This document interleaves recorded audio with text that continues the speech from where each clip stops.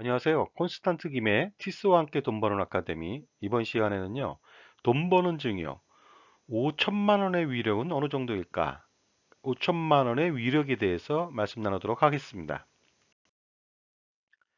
자, 부자나 가난한 사람이나 다 소원이 있기 마련입니다. 근데 이렇게 다를 수가 있나요? 한번 알아보도록 하죠. 부자 같은 경우에는요, 종합과세를 피하는 것이 소원이라고 합니다. 종합과세라는 게 무엇입니까? 소득이 근로소득 하나만 있는 것이 아니고요. 사업소득도 있고요. 그 다음에 기타 소득도 있고요. 그 다음에 각종 이자 배당 소득 등 여러 가지 소득들이 있거든요. 이러한 여러 가지 소득들 때문에 부자들은 언제나 종합소득세 과세를 당하거나 아니면 뭐 이자 배당이 2천만 원을 초과해서 종합과세 대상이 돼서 높은 그런 누진과세 세율을 매기다 보니까 부자들은 종합과세 하면 굉장히 피하게 된다는 것이 되겠습니다. 이에 반해서 소득이 별로 없거나 기껏해야 무슨 뭐 근로소득밖에 없는 사람이라면은 그런 사람들의 어떤 소원이 무엇인지 아십니까? 제발 좀 돈을 많이 벌어서 종합과세를 맞는 것이라고 합니다. 완전히 상반된 그런 소원이 되겠습니다. 그런데 이 부자나 빈자나 이러한 소원들이 제대로 이루어질까요? 그러나 안타깝게도요, 둘 다 소원을 이루기는 힘듭니다. 부자들은요, 어쩔 수 없이 종합과세를 피할 수가 없습니다. 가난한 사람은요, 평생 그 상태로 산다면은 평생 종합과세를 받는 일은 절대 없을 것으로 판단됩니다. 자, 이처럼 돈이 굉장히 중요하다는 것을 말씀드리겠습니다. 자, 세상에서 그 종족들 중에서요, 유태인하고 중국인들은 장사를 잘하기로 소문난 어떤 종족들입니다. 유태인 같은 경우, 뭐 대부분 지금 뭐 21세기에도 대부분의 어떤 그 세계적인 거부들은 대부분 다 어떻습니까? 유태인들이지 않겠습니까?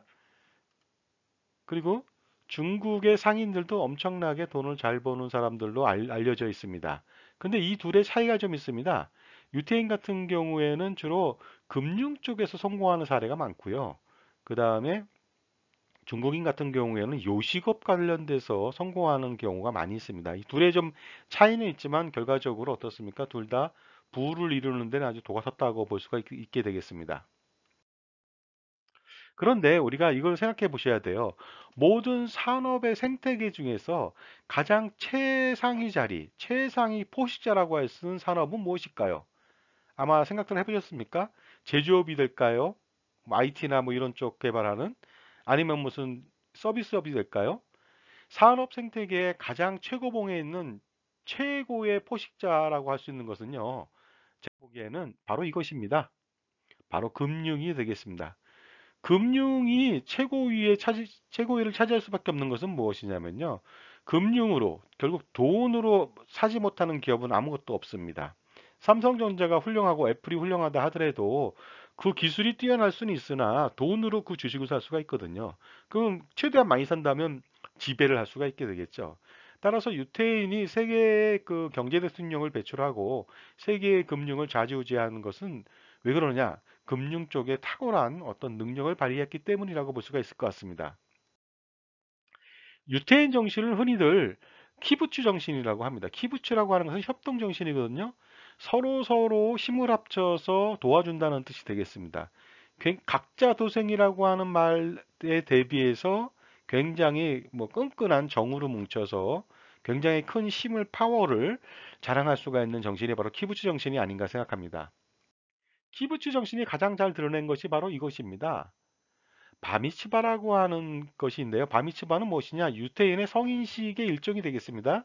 그래서 남자는 13세, 여자는 12세 정도가 되면 성인식의 어떤 예식을 치러줍니다. 이때 많은 친지들이 와서 그 아이들의 미래 성공을 위해서 시드머니, 축하금을 지원한다는 것이 되겠습니다. 근데 그 축하금이 우리로 볼 때 무슨 그만 돈 갖고 오는 것이 아니고요. 수십만 원에서 수백만 원. 그래서 전체적으로 한번 모이면 5천만 원 이상의 커다란 종잣돈을 만들어서 나중에 이 아이들이 사회에서 그 교육을 다 마치고 독립을 할 경우에 종잣돈으로 활용해서 무슨 뭐 사업 자금이라든가 아니면 추가로 자기가 더 공부를 더 할 수 있는 그런 자금으로 활용하라는 뜻에서 어려서부터 어떻습니까? 그 키부츠 정신을 발휘해서 아이들한테 경제 개념, 경제 관념을 심어주는 이러한 의식이 되어 있습니다. 그런데 우리에게도 이런 것이 있을까요? 우리에게도 이런 것들은 좀 있습니다. 품앗이라고 해서 서로서로 일을 도와주는 것이나 아니면 관혼상제 때문에 부조금을 지원해주는 그런 것들이 비슷하다고 볼 수가 있겠는데요.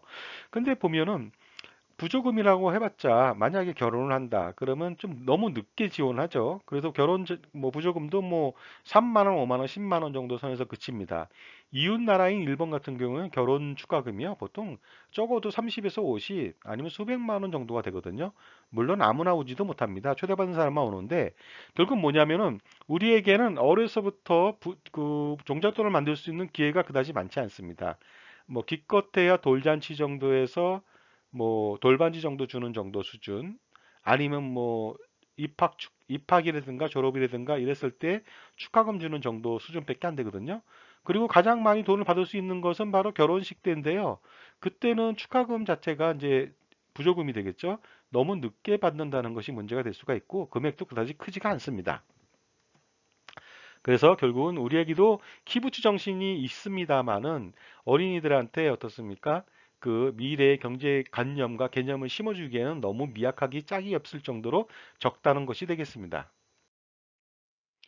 그런데 우리도 마찬가지로 키부츠 정신을 발휘해가지고 아이가 태어나면요.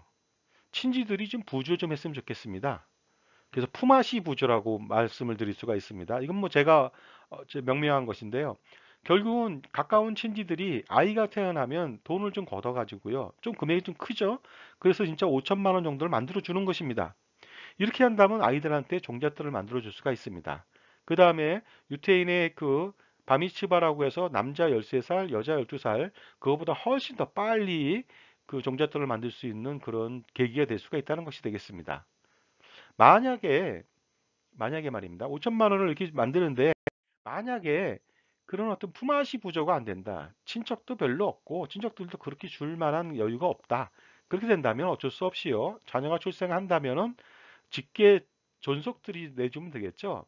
친조부모가 내준다든가 아니면 부모님이 내준다든가 아니면 외조부님이 내준다든가 이런 식으로 해서 그 5천만 원을 만들어 줄 수도 있을 것 같습니다. 그런데 이것도 안 되더라. 그러면 잘 한번 생각해 보십시오. 우리나라 그 통계청에서 발표한 겁니다. 그 1인당 월 그 사교육비가 32만 1,000원으로 나와 있습니다.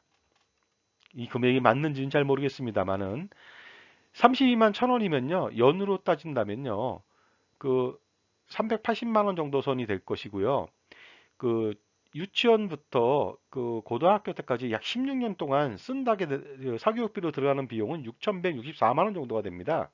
그러니 결국은 이런 돈이라도 줄여서 그 종잣돈을 미리 만들 수는 있지 않을까 생각을 합니다. 필요 없이 뭐 발레니, 피아노니, 태권도니 여러 가지 주산이니 뭐 수학이니 여러 가지 그런 학원들을 남이 보내니까 전부 다 보내가지고 이런 사교육비가 넘쳐나는데요. 이것을 줄인다면은 자녀한테 어떻습니까? 바로 종잣돈을 만들 수 있지 않을까 생각합니다. 그리고요, 사실상 사교육비가 1인당 32만 원 정도 들어가지가 않습니다. 한 과목이 30만 원 정도가 되거든요. 따라서 보통의 가정이라면 한 아이를 키우는데 매월 100만 원 정도 내외에 사교육비가 들어갑니다. 또 특히 사립학교를 간다든가 아니면 무슨 뭐 그 예를 들어서 뭐 고등학교 뭐 자사고라든가 이런 데를 가게 되면 월 공과금만 해도 100만 원이 넘습니다. 그렇게 된다면은 뭐 사실상 대부분의 사람들은 그런 공교육비나 사교육비를 다 합쳐서 본다면은 월 100만 원 내외야 들어가지 않을까 생각하고 있고요. 그 이상이 들어갈 수도 있겠죠. 그래서 연 1200만 원이 들어가고 16년간 들어가는 돈이 무려 거의 2억 원에 육박하는 1억 9,200만 원 정도가 됩니다. 그러다 보니까 뭐 최저로 월 32만 원 정도 쓰는 사람도 있겠지만은 대부분 월 100만 원 내외 쓰다 보니까요. 바로 이런 돈의 절반만 줄인다 하더라도 종잣돈을 만들 수가 있습니다. 따라서 친지들이 도와주지 않고 뭐 조부모님들이 도와줄 형편이 안 된다 하더라도 부모님이 사교육비를 좀 줄여서라도 그 미리 종잣돈을 만들어 주지 않을까 줄 수 있지 않을까 생각합니다. 종잣돈에 한번 위력 한번 보겠습니다. 이렇게 해서 5천만 원을 준비해 주잖아요. 태어난 아이한테. 그 태어난 아이한테 연 4%로 5천만 원을 투자한다고 가정해 볼게요. 여자 같은 경우 대학을 졸업하면 24살이 됩니다. 그러면은 여자아이는 1억 2,817만 원 정도의 종잣돈을 모을 수가 있습니다. 남자는 이제 군대까지 갔다 와야 되겠죠. 그래서 26세 정도 아니면 27세 정도의 독립을 하게 되는데요. 1억 3,862만 원 정도를 모을 수가 있으니까요. 이때 아무런 준비를 안 한 사람보다 1억 원 이상을 가지고 있으니까 훨씬 더 수월하게 사업 자금으로 쓰던가 아니면 무슨 독립 자금으로 쓰던가 기타 자기 개발 자금으로 쓸 수 있는 여력이 된다는 것이 되겠습니다. 그런데 좀 더 공격적인 투자를 할 수도 있겠죠. 연 6%에 투자한다고 가정해 볼까요? 24세가 되는 여자아이는 2억 원을 넘겼습니다. 245만 원을 받을 수가 있고요.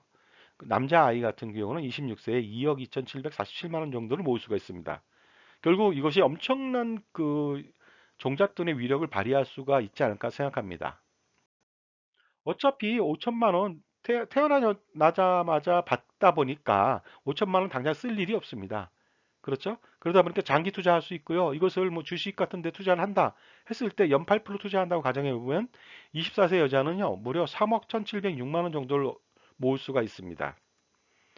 남자아이 같은 경우는 3억 6,982만 원 정도까지 모을 수가 있습니다. 좀 더 공격적으로 한번 투자해 볼까요? 자, 영세아이가 5천만 원을 아주 공격적으로 투자를 합니다. 뭐 대체 투자라고 할 수 있는 AI 투자부터 시작해서 주식에 올인하죠. 연 12% 투자한다고 가정해 볼게요. 그럼 24세 여자아이는요, 24년 동안 투자한 결과가 무려 7억 5,893만 원 정도가 됩니다. 남자아이는요, 10억에 육박합니다. 9억 5,200만 원 정도가 됩니다. 그런데 뭐 이런 투자가 꼭 성공한다는 보장은 없겠지만은요, 성공 가능성은 높다는 것이 되겠습니다. 왜냐하면요, 공격적으로 투자하는 사람들은요, 뭐 24년, 26년 동안요, 국내외 우량 주식에만 투자를 해서 투자하고 묻어두는 것이 되겠습니다. 그리고 좀 더 공격적으로 AI 투자라든가 기타 대체 투자 쪽으로 그 눈길을 돌린다면 효과적으로 지속적인 투자를 통해서 높은 기대 수익을 자랑할 수가 있을 것 같습니다. 공격적이 아니더라도요. 만약에 안정적으로만 투자하겠다 그러면 연금 상품 같은 거에 투자할 수 있겠죠. 연금 중에서도 이제 공시연금보다는 변액연금. 변액연금은 원금 보장을 해주면서 펀드에 투자하다 보니까 아주 효과적인 뭐 안정적인 투자 기반이 될 수도 있고 그다음에 공격적인 투자 효과도 노릴 수가 있기 때문에 좀 더 안정적이면서 공격적인 변액연금으로서 투자도 가능하다는 것이 되겠습니다. 이것도 마찬가지로 24년, 26년을 투자한다. 그리고 지속적으로 그 45세까지 둔다면 45세 이후부터는 놀라울 만큼의 커다란 연금을 죽을 때까지 받을 수가 있는 안정적 기반을 제공한다는 것이 되겠습니다. 그렇기 때문에 충분히 투자 이율은 성급하게 판단할 수는 없으나 높은 투자 수익을 나름대로 취할 수는 있다는 것이 되겠습니다. 이렇게 해서 그 태어났을 때 원금 5천만 원을 받은 받은 여자아이나 남자아이나 그 연 4%일 때 1억 2,817만 원부터 시작해서 연 12%일 때 최고 9억 5,200만 원까지 받을 수 있는 어떤 여력이 된다는 것이 되겠습니다. 그러나 아무것도 안 받은 사람은 어떨까요? 바로 그 24세, 26세가 되는 시점에 아무것도 안 받은 사람은 금액이 한 푼도 없다는 것이 되겠습니다. 과연 그 지원받은 사람들이 유리할까요? 안 받은 사람이 유리할까요? 이건 뭐 뻔짜죠. 달리기를 하는데요. 100m 달리기를 하는데 50m 앞서 출발하는 사람하고 100m 전에서 출발하는 사람하고 누가 이기겠습니까? 바로 이것이 바로 종잣돈의 위력이라는 것인데요. 종잣돈을 가지고 있으면 마음의 여유도 생깁니다. 그래서 보다 그 오랫동안 투자할 수 있는 그런 리스크 톨러런스를 가질 수도 있고요. 그 다음에 좀 더 나은 여유가 있기 때문에 투자 성과도 기대할 수가 있다 보니까요. 이 상태로 간다면 정말 특별한 그런 어떤 이변이 없는 한 종잣돈 가진 사람이 무조건 이익이 된다는 것을 이 그림에서 좀 보여주고 있습니다. 자, 어떻습니까? 5천만 원 별거 아닌 것 같잖아요. 그러나 돈이 있으면은 뭐 당연히 친지들이 좀 도와주고 서로 품앗이로 도와주면 되겠습니다. 그것이 안 되면은 가족들이 좀 도와주면 되고요. 그것도 안 된다면은 교육비를 좀 줄여서라도 중대돈을 마련해 줄 수는 있을 것 같습니다. 그러나 어려서 만들어 준다면은 정말로 5천만 원이라고 하는 돈이 크다면 크고 작으면 작겠지만은 자녀가 독립하는 24세나 26세가 되는 시점에서는 엄청난 금액으로 돌아올 수가 있어서 자녀들이 독립하는데 부모님들이 특별히 신경을 쓰지 않는다 하더라도 충분히 독립할 수가 있고요. 그 다음에 종잣돈을 통해서 자녀들은 자기의 꿈을 꿈을 실현할 수 있는 그 계기가 될 수가 있고 기반이 될 수가 있습니다. 그 5천만 원에 의해서 최고 10억까지 만약에 준비를 했다면은 사업 자금도 충분히 준비가 되고요.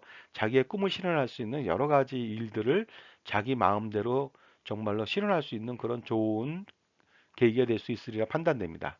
그래서 미래 대학 졸업 후 자녀의 상태를 바로 부모님이 여러분이 지금 선택할 수가 있습니다. 올바른 선택이 필요한 시기라고 볼 수가 있습니다.